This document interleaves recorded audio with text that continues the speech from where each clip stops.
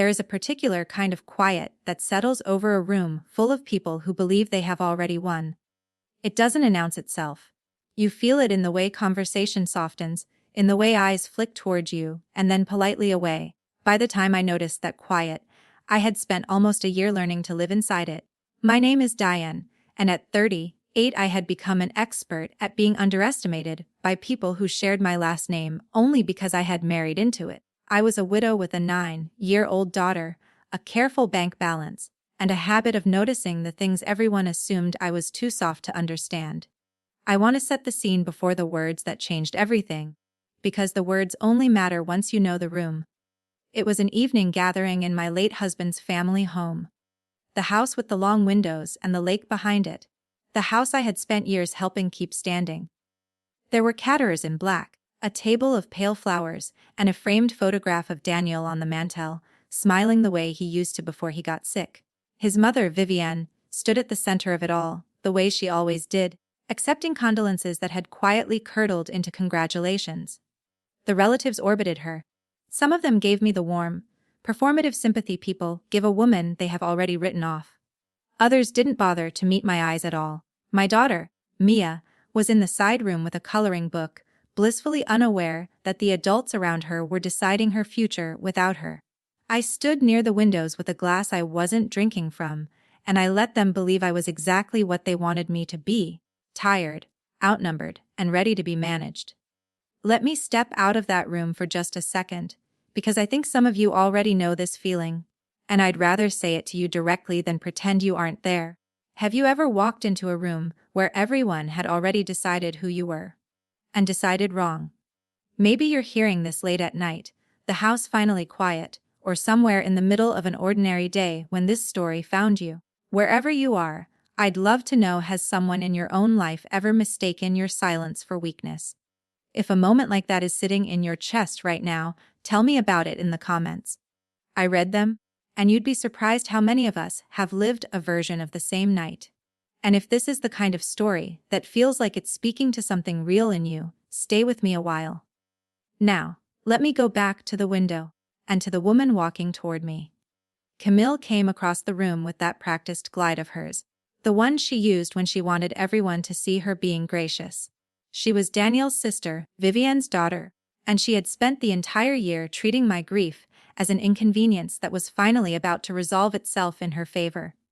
She had a flute of champagne in one hand, and an expression that was already pleased with what it was about to do. She leaned in close enough that I could smell her perfume and the wine on her breath, close enough that the lean itself looked, from across the room, like affection. And in a voice pitched just for me, soft and triumphant and certain, she whispered the sentence she had clearly been saving. My mother always said you needed a husband. A pause, a small smile. She was so worried about you, you know. A woman like you, alone, with all of this to handle. Her eyes moved over the room, over the house, over everything she assumed I was about to lose. It's really for the best. We just want you taken care of. She said it the way you say something kind when you mean something cruel. She said it as if it were the closing line of a story she had already finished telling herself. The one where I was the helpless daughter-in-law, rescued at last, by being handed to a man of their choosing. My dead husband's estate quietly absorbed back into the family that had never wanted me in it. I let the silence sit for a moment. Around us, a few relatives had noticed the lean, the whisper, the held breath. They didn't know what was being said, only that something was happening, the way animals sense weather before it turns. I turned to face her fully, and I kept my voice as gentle as hers had been. You know, I said. She was right. Camille's smile widened. Just for a second.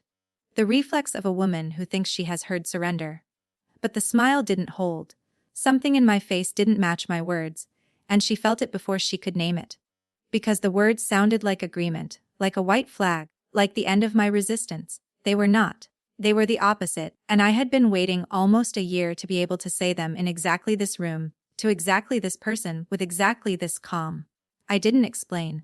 I didn't need to, not yet. I simply held her gaze a beat longer than was comfortable, watched the confusion flicker behind her certainty, and let her wonder. Some sentences are more powerful when you let them breathe, but to understand why those 3 words meant the opposite of what she heard. Why? She was right. was not the sound of me losing, but the sound of a year of quiet work clicking into place. I have to take you back. Back past this gathering, past the flowers and the photograph and the perfume. Back to the weeks after Daniel's funeral, when the sympathy in this family first began to change shape into something colder. Back to a trust that no one would let me read, a document I had never seen, and a phrase Vivienne started repeating as if it were concerned that a woman like me simply couldn't be trusted to manage things on her own, that for my own good, for Maya's good, I needed a husband. They were right that I needed one. They were wrong about everything else. About who he would be, about what he would find, and about what kind of woman they had spent years mistaking for a problem they could solve. There was a man none of them had met yet, a locked study, a signature that couldn't possibly be real, and a housekeeper who remembered a day that the family's official story said had happened differently.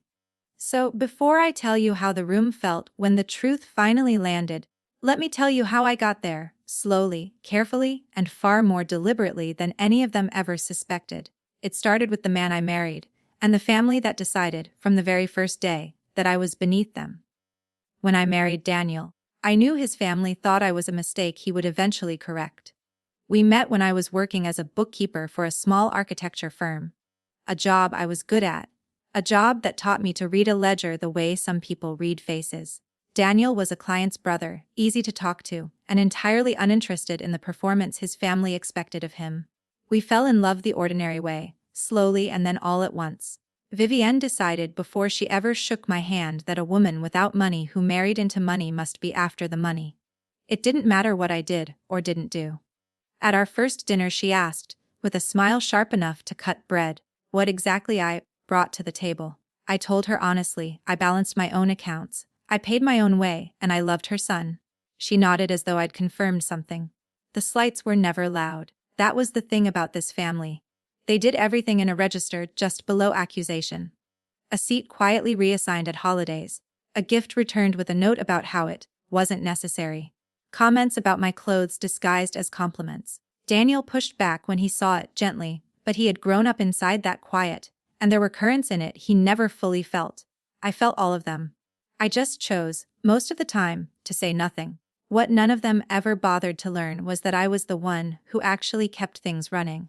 Over the years, I became the person this family called when something practical broke. I managed the household accounts for the lake house after Vivienne's bookkeeper retired, and I was the one who noticed, 3 months in, that a contractor had been billing us for materials that never arrived. I caught it because the numbers didn't breathe right, too round, too convenient, repeating in a pattern no honest invoice repeats. I flagged it quietly, saved the family a small fortune, and received exactly no acknowledgement for it. That was fine. I wasn't doing it for them. I was doing it because I have never been able to look at a column of figures that's lying to me and simply let it pass. It is the one stubborn thing in me that has never softened. I understand money. I understand the paper trail money leaves behind, and the way people who are hiding something always leave a seam if you're patient enough to find it. They saw a quiet woman who was good with bills. They never once imagined that the same eyes adding up their grocery receipts could, one day, add up them. I let them keep their assumption. Assumptions, I've learned, are their own kind of camouflage. And then there was Mia. She arrived 4 years into our marriage, and from the first hour, Daniel was undone by her in the best way. He was a steady man, not given to grand declarations, but with Mia he became something softer. He'd carry her through the lake house at dawn, narrating the world to her in a low voice. That's the heron, that's your grandfather's terrible old boat, that's the window your mother fixed. He worried about her future the way careful men do, privately and thoroughly. One evening, when Mia was still small, he told me he'd set things up so she would always be looked after. That he'd put the part of the estate that mattered into a trust, with his own family's longtime attorney handling it, so that no matter what happened, our daughter would have ground to stand on. I remember thinking it was sweet and slightly unnecessary. I remember not asking enough questions because back then I still believed we had decades to ask them. She was, and is, the entire reason I am telling you any of this. Everything that came later, the patience, the silence, the long careful work, all of it traces back to that small person and the future her father tried to protect. I didn't know then how soon that protection would be tested. Daniel got sick in the spring, and it moved faster than any of us were ready for. One season he was carrying our daughter through the house, the next he was thin and tired and clear-eyed in a hospital bed, holding my hand and telling me not to be afraid of the parts that came after. He was lucid almost to the end.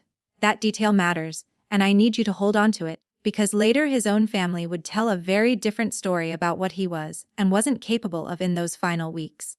He told me, more than once, that everything was in order, that the trust was solid, that Mr. Hatcher, the attorney who had drawn it up years before, would make sure it was honored exactly as written. "You won't have to fight anyone," he said. "It's already done." I believed him. I had no reason not to. He died on a gray morning, and the grief was the kind that rearranges you from the inside. But even through it, I noticed something. Grief in that house didn't soften Vivienne, it sharpened her. Within days she had stopped being a mother who'd lost her son and started being a woman repositioning herself at the head of a family and of an estate. There was a briskness to her sorrow, an efficiency, that I was too numb to question out loud but not too numb to register. I noticed, and I filed it away, the way I'd learned to file away things that didn't breathe right. The first real crack came less than 2 weeks after the funeral. Vivienne mentioned the trust at lunch. Casually, the way you mention weather. And the way she spoke of it was wrong. She referred to its terms as though they had changed, as though arrangements had been made that placed everything under her care, for the good of the family. She said it lightly, and she watched me as she said it, the way you watch someone to see if they'll flinch. Then, 2 days later, a man I had never chosen appeared at my door, introducing himself as the family's attorney and speaking warmly about the recent amendment to Daniel's trust. An amendment, a document I had never seen, never been told about, signed, supposedly, in those final weeks when Daniel could barely hold a cup. I smiled. I thanked him. I said nothing about the cold thing turning over in my chest. But I noted the date he mentioned, I noted his name, and I noted, very precisely, that nothing about this matched the man who had held my hand and promised me it was already done. The trust was the kind of thing everyone in the family spoke about with reverence, and almost no one actually understood. It had been built a generation back, anchored by the lake property and a portion of old family money, and Daniel's share of it had been set aside with Mia's name woven through the language. That much I knew. What I didn't know, what I was apparently not meant to know, were the exact terms, because every time I asked to see the document, I was handed something else instead. A summary, a reassurance, a pat on the hand. Vivienne presented the new arrangement as settled fact. There had been an amendment, she explained, finalized in Daniel's last weeks, that reorganized the trust's management under her stewardship. For stability, for the family, for Mia's own protection. When I asked, politely, to read the signed amendment myself, she looked at me with something almost like pity. "It's quite technical, dear," she said. "Trusts, tax language, fiduciary structure. Daniel never wanted you burdened with that sort of thing. He wanted you free to just be a mother." I sat very still and let her believe the words had landed the way she intended. Inside, I was doing arithmetic. A document drawn up by a longtime attorney doesn't get quietly replaced in a dying man's final fortnight without someone, somewhere, leaving a seam. And a family that has nothing to hide does not work this hard to keep a piece of paper out of one woman's hands. It was a few days later that Vivienne said the thing out loud. The sentence that would, much later, name everything. We were having tea, just the two of us, which should have warned me. She set down her cup with the deliberate grace of a woman about to deliver a verdict she'd rehearsed. "I've been worried about you," she began. "A woman in your position. Young, alone, a child to raise, an estate this size pressing on you. It's too much. It isn't natural to carry all of it by yourself." She let that settle. My mother used to say a woman needs a husband, and people laugh at that now, but there's wisdom in it. You need someone to handle these matters. Someone who understands money, and property, and the world. For your sake. For Maya's. She said it the way she said everything, softly, reasonably, dressed as love. But I heard the architecture beneath it. This was not concern. It was a cage with the door held politely open. Remarry someone they approved of, someone who would fold my husband's estate gently back under the family's control, and I would be cared for, respectable, useful. Refuse, and I would slowly be recast as unfit. Too emotional, too unstable, too alone to be trusted with my own daughter's inheritance. I told her I'd think about it. It was the truest thing I said all afternoon, though not in the way she heard it. It didn't take long to meet the husband they had in mind. His name was Gerald, and he arrived the way these things always do. Accidentally, on purpose. A dinner I was invited to at the last moment. A seat beside me arranged with too much care. He was polished, gray at the temples, the kind of man who shakes your hand while already looking past you at the room. A business associate of the family, I was told, who had so generously offered to advise on the estate during this difficult time. I read him in under an hour. He spoke about Daniel's holdings with a familiarity no stranger should have had. He mentioned the lake house by name before I had. And when Vivienne looked at him across the table, there was a private understanding in it, the look of two people who have already agreed on something and are now performing its discovery for an audience of one. Me. He was not a suitor. He was a key. Marry him, and the legal tidiness would be complete. A husband to manage the estate, a wife conveniently relieved of the burden of asking questions, and an amendment no one would ever have standing to challenge. I was gracious. I laughed at the right moments. And I went home and wrote down everything I'd noticed, because I had decided that being charming and being careful were not opposites. After that, the pressure began in earnest, though it never once raised its voice. It came as a chorus. An aunt mentioned how lonely Maya must be without a father figure. A cousin praised Gerald's steadiness unprompted, twice in 1 week. Camille began referring to me just within earshot, as fragile right now. Then later as difficult, depending on which served her better. There were soft, terrible hints that grief could make a mother unreliable, that people had noticed how thin I looked, that it would be a shame if anyone questioned whether I was cupping. I understood exactly what was happening. They were building a story about me, brick by careful brick, and the story had only 2 possible endings: the grateful widow who accepts the help her family offers, or the unstable woman who has to be managed for her own good. Both endings put the estate in their hands. Neither ending belonged to me. The instinct, when you're being slowly surrounded like that, is to fight loudly, to defend yourself, to insist on your own sanity, to make a scene that proves you won't be erased. I felt that instinct burning in me every single day, and I refused it. Because I had finally understood something about these people, visible distress was exactly what they were waiting for.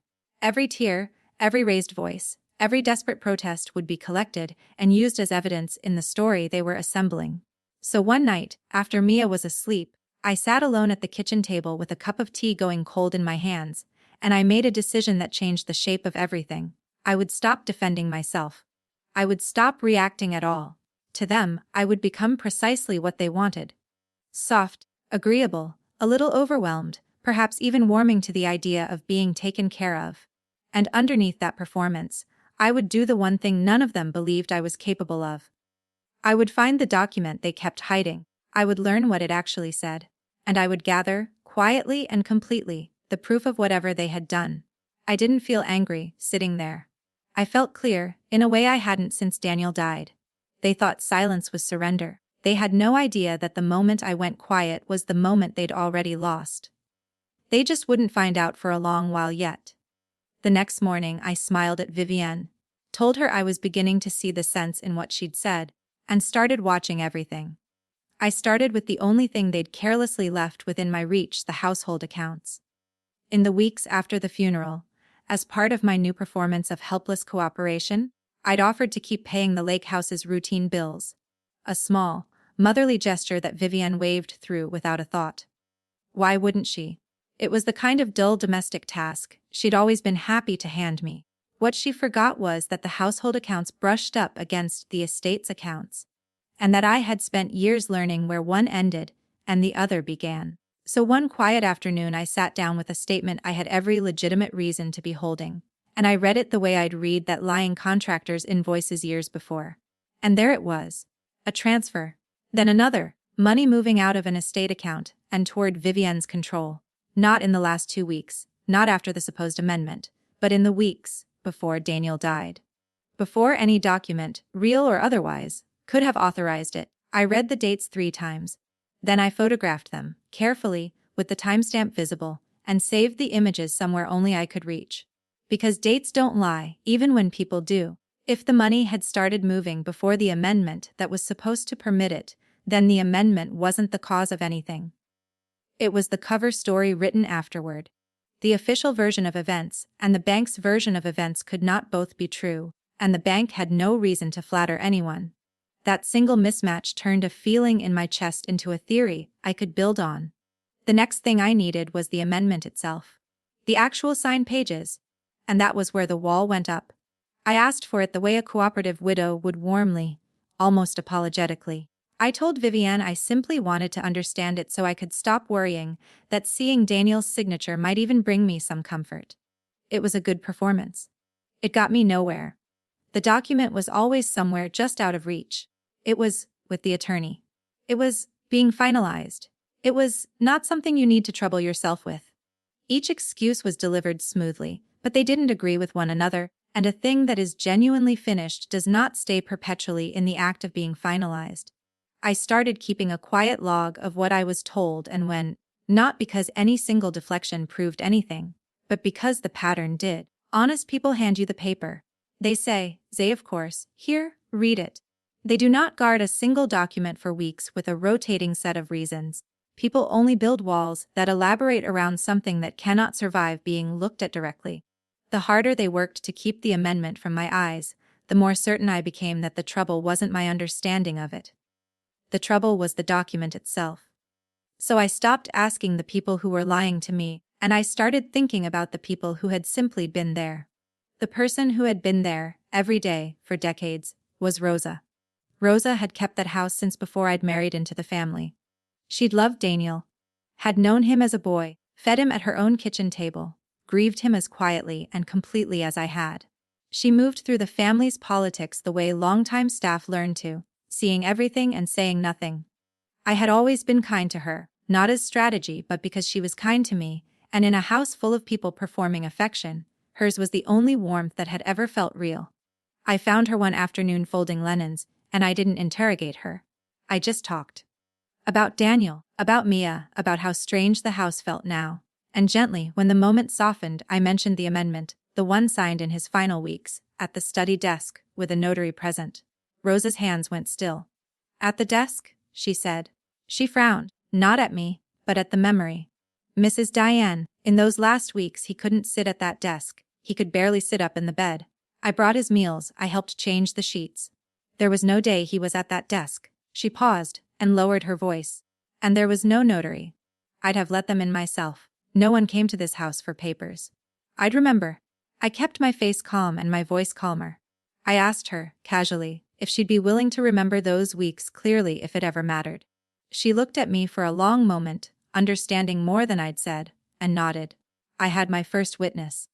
And I had a contradiction. The family's whole story couldn't survive a signing that, according to the woman who'd been in the house every single day, had never happened.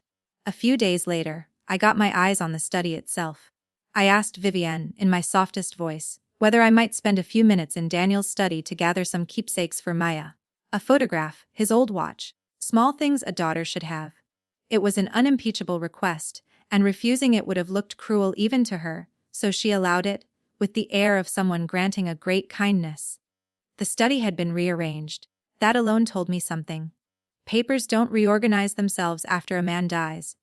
One of the desk drawers, which had never locked in all the years I'd known that room, now had a small new lock fitted to it. I didn't touch it. I wasn't going to give anyone the gift of a broken lock to point at. Instead, I gathered the watch and the photograph, exactly as I'd said I would, and while I did, I let my eyes do the rest. In the wastebasket near the desk, not yet emptied, was a discarded courier envelope. And tucked beside the blotter, half forgotten, was a small appointment card from a notary's office, with a date printed on it. The date on that card did not match the date the family had given for the signing, not even close. I left everything precisely where it was. I took only the watch, the photograph, and a few quiet pictures with my phone.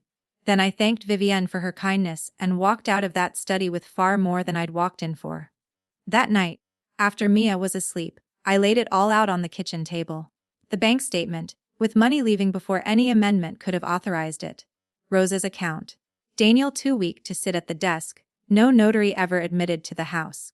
The notary's appointment card, dated to a day that contradicted the family's official signing. 3 separate things, from 3 separate sources, and not one of them agreed with the story Vivienne was telling. On a single clean sheet of paper, I built a timeline. And when I looked at it, finished, the conclusion sat there plainly: the amendment could not have been signed when they claimed. It simply could not. But I also knew, sitting there in the quiet, that what I had was not yet enough. It was strong. It was damning to heirs me. It was not yet the kind of proof that holds up in a room full of lawyers, and I had no standing, no legal right, to demand the document, force a comparison, or compel anyone to answer for any of it. A woman armed with suspicion and a photograph of a wastebasket would be laughed out of the conversation. To finish this, I was going to need help. Real help. The right kind of expertise and the right kind of standing.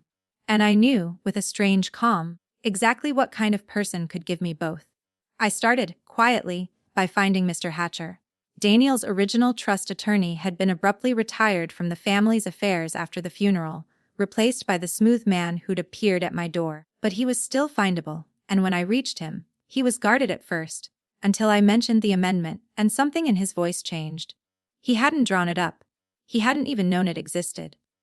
What he did, before he said anything else, was give me a name, a younger attorney he trusted, someone who handled estates and probate, and he added carefully, knew how to read the money behind the paperwork. His name was Adrian. I went to Adrian's office on an ordinary Tuesday, expecting to be gently talked out of my own suspicions. He was younger than I'd pictured, calm in a way that didn't perform calm, with the kind of attentiveness that made you feel listened to rather than assessed. I'd half prepared to be condescended to. I'd grown so used to it that I'd built armor for it. He didn't reach for any of the lines I'd braced against. I laid my single sheet of paper on his desk, the timeline, the dates, the contradictions. He read it slowly. He asked precise questions. About the accounts, about Rosa, about the notary card, and he didn't flinch at the answers. When he finally looked up, he didn't tell me I was grieving, or imagining things, or in need of rest. He told me the timeline had real legal weight, pointed to exactly where the family's story was weakest, and treated me, for the first time in a year, like a woman whose mind was an asset rather than a problem. Then he told me the hard part. Everything you've found is good, he said. It's better than good. But here's the wall you're going to hit. He explained it plainly, without softening it into something less true. As things stood, I had almost no legal standing to force any of it into the open. I couldn't compel disclosure of the trust. I couldn't demand the original amendment, order a signature comparison, or make the new attorney answer a single question. The estate's machinery was built to keep someone in exactly my position on the outside of it, knocking on a door no one was obligated to open. "You're not wrong," he said. "You just can't prove you're right from where you're standing. Not yet." He laid out, carefully and ethically, what would change that. Standing, a legitimate legal interest in the estate. The kind that gives a person the right to ask questions and receive answers, to compel a document into daylight, to put a forged signature in front of an expert. He never once nudged me toward any particular path. He simply mapped the terrain honestly and let me look at it. And as I sat there, I felt something turn over in my chest. Not dread this time, but the cold, clean click of an irony falling into place.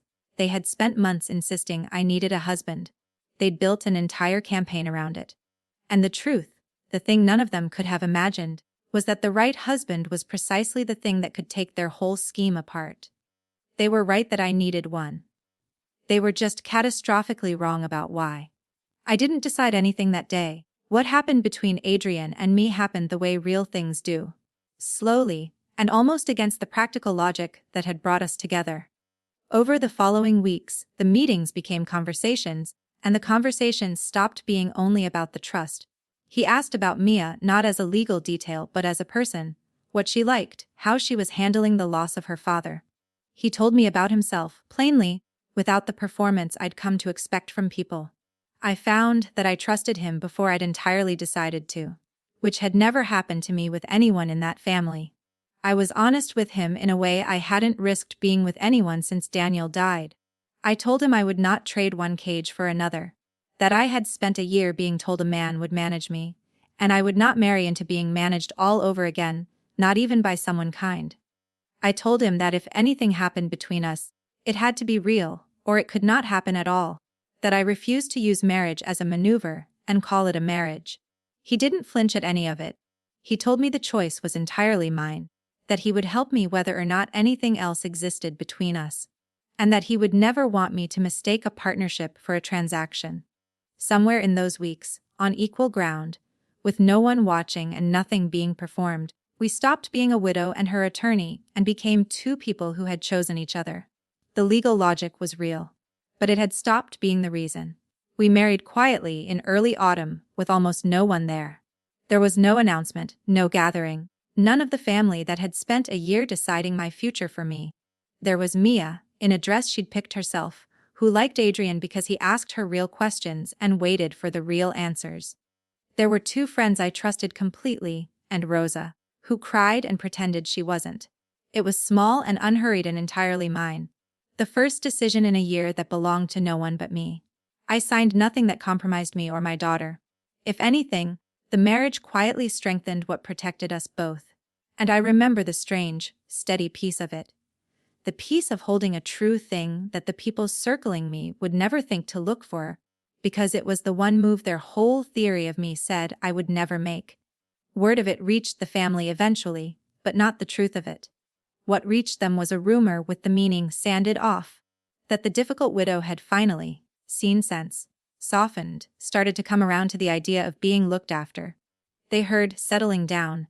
They did not hear married, and they certainly didn't hear as to whom. They read it as surrender. Of course they did. It was the ending their story had always promised. Camille grew openly smug, treating me with the warm condescension you offer someone who's finally agreed to be saved.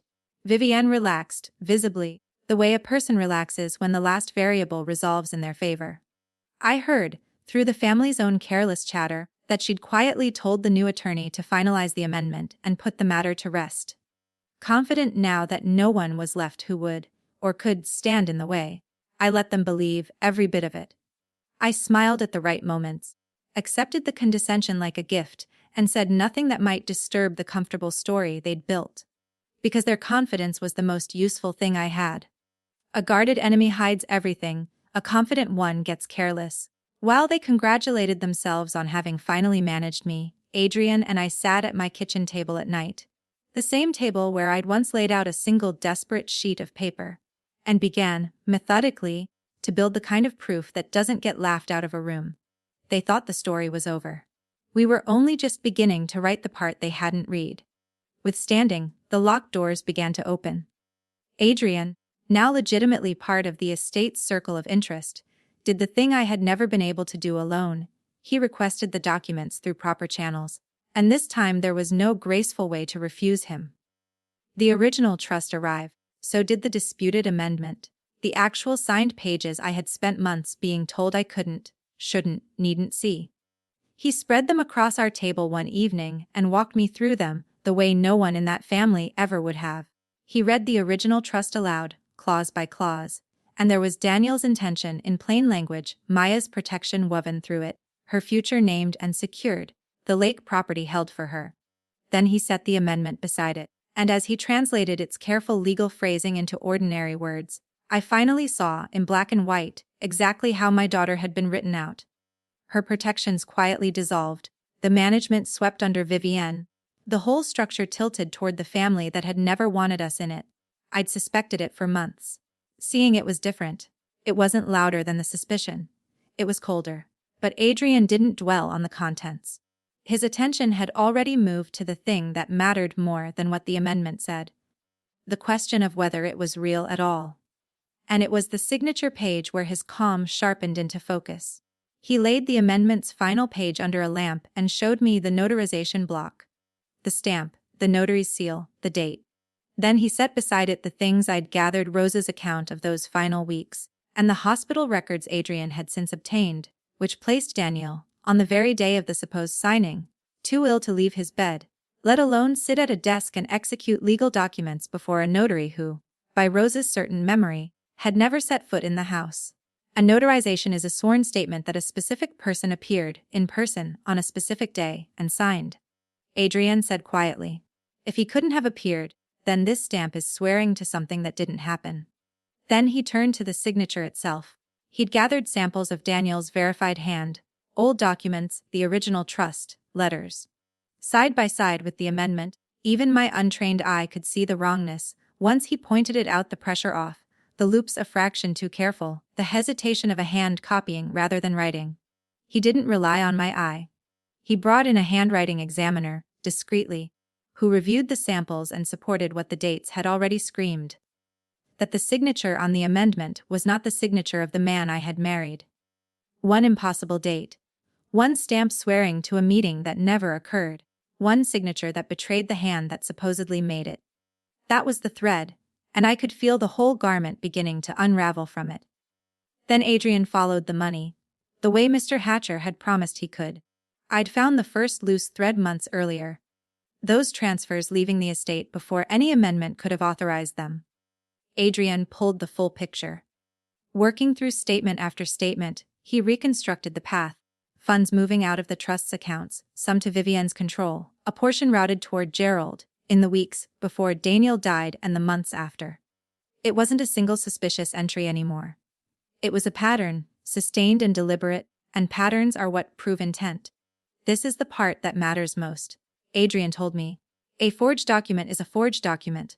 But the money shows why. It shows somebody benefited, by name, on dates that don't fit their own story. A forgery explains the lie. The transfers explain the motive. He documented every transaction, matched each to its date, and built the financial spine beneath the forgery until the two halves locked together. The false paper and the real money, each one making the other impossible to explain away. There was something almost unbearable in watching it assemble. These were the same kinds of figures I'd once flagged on a contractor's invoice, the same quiet arithmetic that had never been able to look away from a lie. Now they were telling me the truth about my own family. The last piece I needed wasn't a document, it was a voice. Documents prove facts, but juries and judges and, frankly, entire rooms of people are moved by a human being willing to stand up and say I was there. And that is not what happened. I had two such people, and Adrian made certain their accounts were secured properly. Not as gossip, not as my word against theirs, but as testimony that would hold. Rosa came first, and the hardest part was her fear. She had spent her life in that house. It was her livelihood, and in many ways, her home. I told her the truth. That she might never have to speak at all, but that if she did, Adrian would make sure she was protected, that her job and her dignity would not be the price of honesty. She listened, and then she said something I've never forgotten. I held that boy when he was small. I'm not going to let them put a lie in his hand now that he can't lift it himself.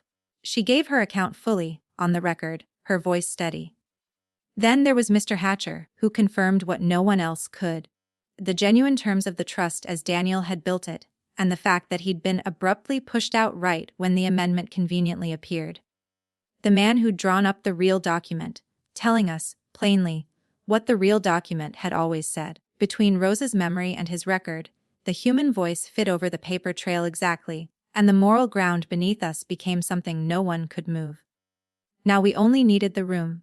We didn't have to wait long for it. Vivienne announced a family gathering. A warm evening at the lake house, ostensibly to mark the season, but really everyone understood, to formally settle the estate and present Gerald as the natural next chapter of my managed little life. She was building a stage. She just didn't know who'd be standing on it.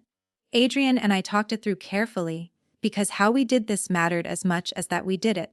We could have ambushed them, done it cruelly, loudly, in a way designed to wound. I didn't want that. Not because they hadn't earned it, but because I had spent a year refusing to become what they'd accused me of being, and I wasn't going to abandon that in the last hour. We decided we would let them go first. Let Vivienne make her speech. Let her commit, in front of every relative, to the story she'd built, the amendment, the management, the helpless widow, the suitable husband. Let her say it all out loud, on the record of everyone's memory. And then, calmly, with the documents in hand, we would simply tell the truth and let it land. No shouting, no spectacle. Just a quiet woman, the one they'd all underestimated, standing up at the right moment with proof in her hands, and a husband at her side they'd never met. And letting the truth do what the truth does, when it finally gets into a room it's been locked out of. I marked the date on the calendar. For the first time in a year, I was looking forward to a family gathering. The evening arrived exactly as I'd pictured it, down to the flowers. The lake house was full of warm light and quiet music. The caterers in black moving between clusters of relatives, the long windows holding the last of the day over the water. Daniel's photograph was on the mantel, where it had been the night I told you about at the start. Vivienne presided at the center of it all, gracious and certain, accepting the family's attention as her due. Gerald stood near her, positioned with too much care, already wearing the expression of a man being introduced into a story he expected to inherit. Mia was in the side room with her coloring book, the same as before. And I arrived the way they expected, composed, agreeable, a woman who had finally come around. What none of them noticed was the man who came in a few steps behind me and drifted to the edge of the room, unremarkable, unhurried, a slim folder under his arm. They'd never met Adrian.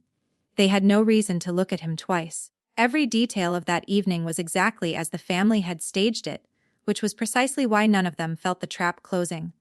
I took my glass I wasn't drinking from, and I waited for Vivienne to begin. She didn't make me wait long. When the room had settled and the moment felt right to her, she tapped her glass and gathered everyone's attention with the ease of a woman who had never once doubted she'd have it. She spoke beautifully. That was the awful part. How warm it sounded. She thanked everyone for being there. She spoke of family, of continuity, of carrying Daniel's wishes forward. And then, gently, she laid out the story I had spent a year listening to her build. That the trust had been thoughtfully amended in Daniel's final weeks, that she had taken on its management for the good of them all, and she said my name with such tenderness. Had been so brave, but a woman alone could only carry so much. It was time, she said, for me to be supported. She glanced toward Gerald as she said it. I let her say all of it, every word. I let her commit, in front of every relative in that room, to the amendment, to the management, to the helpless widow, to the suitable husband waiting in the wings. I let her finish the story completely, because a story has to be finished before you can prove it false. And as the warm murmur of agreement rose around her, Camille drifted to my side, champagne in hand. Exactly as she had the night I first told you about. She leaned in close, that practiced lean that looked like affection from across the room, and she gave me the sentence she'd clearly been saving for the perfect moment. My mother always said you needed a husband, she whispered, her smile soft and triumphant. She was right to worry about you. But it's all worked out now, hasn't it? You're going to be taken care of. Her eyes moved over the room, over the house, over everything she believed I was about to hand them. We only ever wanted what was best. This time, you understand what I understood. You've watched the whole year that she hadn't. You know what that whisper was built on, and what it was built to hide. The room held its breath the way it had the first time. A few relatives sensing, without knowing why, that something was tilting. Camille felt it too, somewhere beneath her certainty, but she was too pleased with her own line to read the weather. I let the words settle.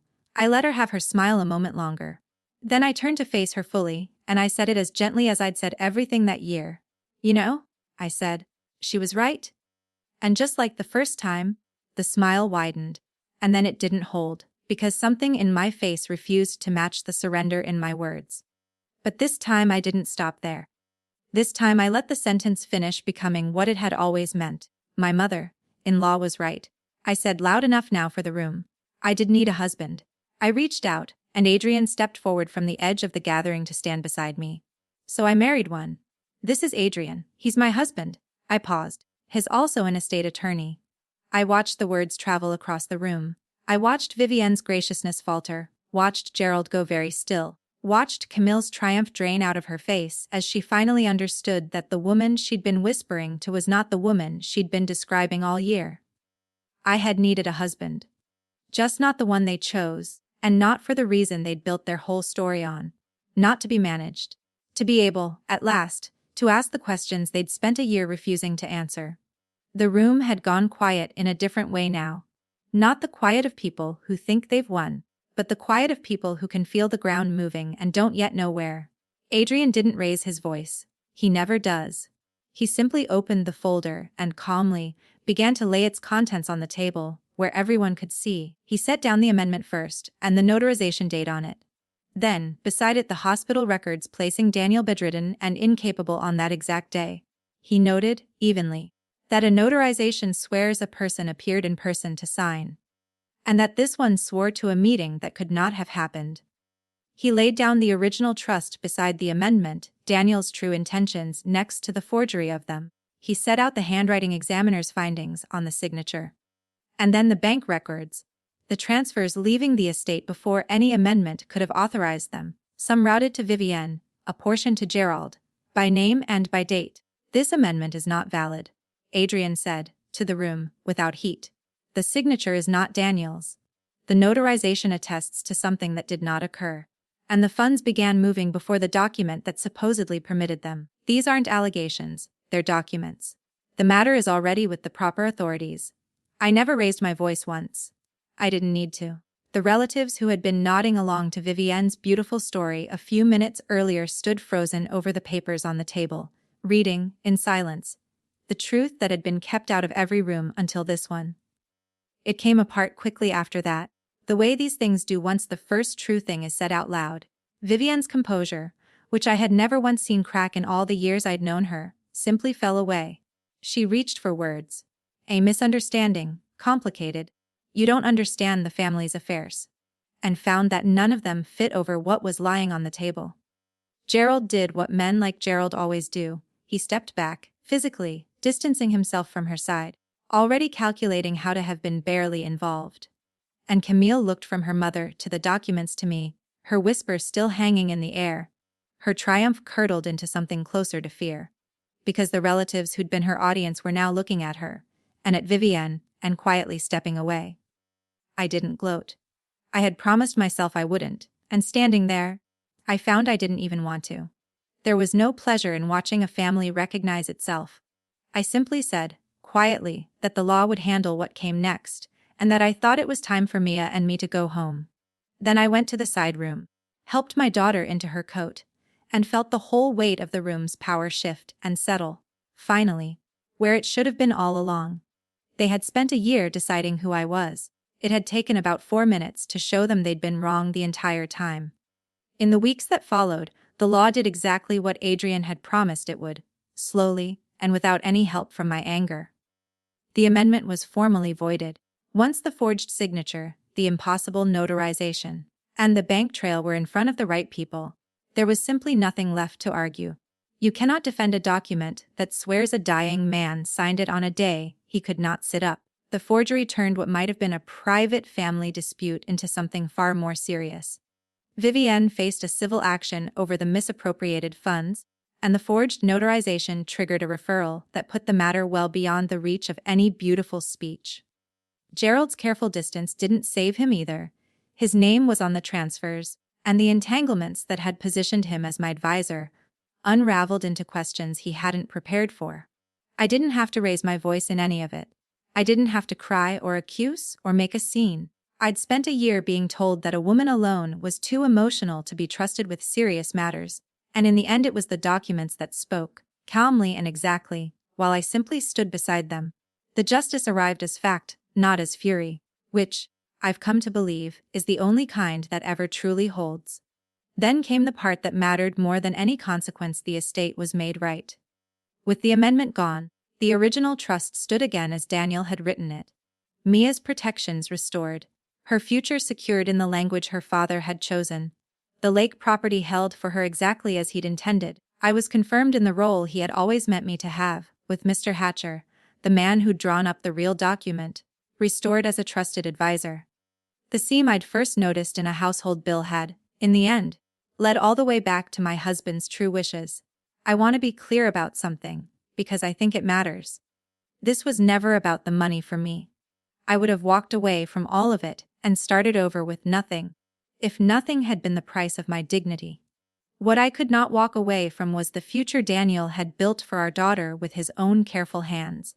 The one they'd tried to erase, while telling me it was for her own good. Getting it back wasn't a victory over anyone. It was keeping a promise. And Mia as well. That's the thing I hold on to most. She came through the worst of it largely shielded from the ugliness. I made sure the war was fought over her head, not in front of her. She is secure now, and loved, and ordinary in all the ways a 9-year-old should be allowed to be. Adrian stepped into her life gently, never trying to replace the father she remembers, only trying to be steady. And steady is what he is. We've found a quiet rhythm, the three of us. The greatest thing I won was never the estate. It was the chance to give my daughter the safe, honest life her father wanted for her, with no one left circling it. Vivienne tried, once, to come back. Months later, she reached out, not to apologize, not really, but to grieve at me, to frame herself as the wronged elder, the misunderstood mother who'd only ever meant well. The old pull was there, the instinct to soften, to manage, to keep the peace. I didn't take the bait, and I didn't punish her either. I simply told her, calmly, where the line was now about respect, about contact, about Mia. I didn't need revenge, and I refused to climb back into the cage just because the door was being held open with a different expression. Peace, I'd learned, isn't the absence of conflict. Sometimes it's a boundary, said once, clearly, and then kept. So that's the whole of it. The real meaning of 3 small words I said in a warm, crowded room. I want to leave you with what I finally understood. Needing a husband was never the insult they meant it to be. The weakness was never in needing someone, the strength was in choosing the right partner, and choosing, first, myself. They thought my silence was surrender. It was strategy. They thought being alone made me powerless. It only made me careful. Before I go, let me ask you this. Wherever you are right now, has there ever been a moment in your life when the very thing people used to diminish you turned out to be the thing that set you free? I'd love to hear it, if you're willing to share. And if this story reached something in you tonight, you're the reason I keep telling them. So stay close, and I'll keep telling the truth as plainly as I can. As for me, I'm at the lake house now. Maya's asleep upstairs, the water's quiet, and for the first time in a long time, the silence in this house is finally mine.